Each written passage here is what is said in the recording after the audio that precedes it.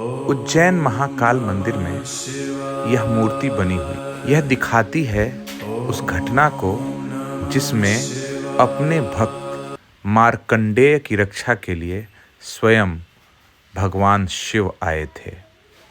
दरअसल कहानी ऐसी है कि मार्कंडेय जी के पिता मृकंड ऋषि ने तपस्या कर एक ऐसा पुत्र प्राप्त किया जो अत्यंत बुद्धिमान और सदाचारी हो।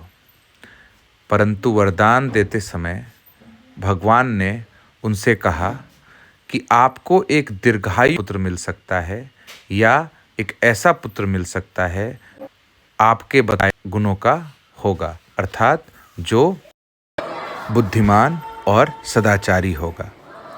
तो मृकंड ऋषि ने कहा कि मुझे सदाचारी पुत्र ही चाहिए।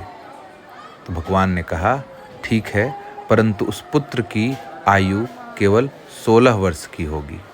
यह बात उसके माता पिता को पता थी, लेकिन मार्कंडेय को यह बात पता नहीं थी।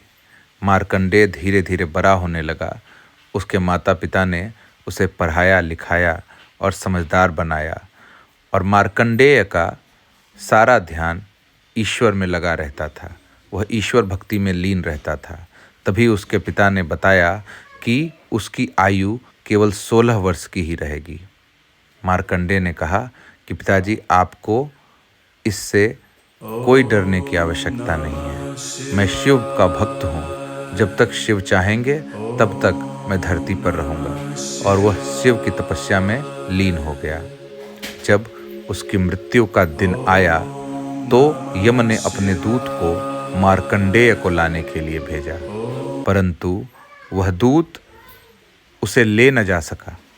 ऐसी अवस्था में स्वयं यम मार्कंडेय के प्राण लेने आए, और जैसे ही वह उसकी ओर बढ़े तो उसकी रक्षा में स्वयं भगवान शिव आ पहुँचे, क्योंकि उस समय मार्कंडेय शिव की तपस्या में लीन थे।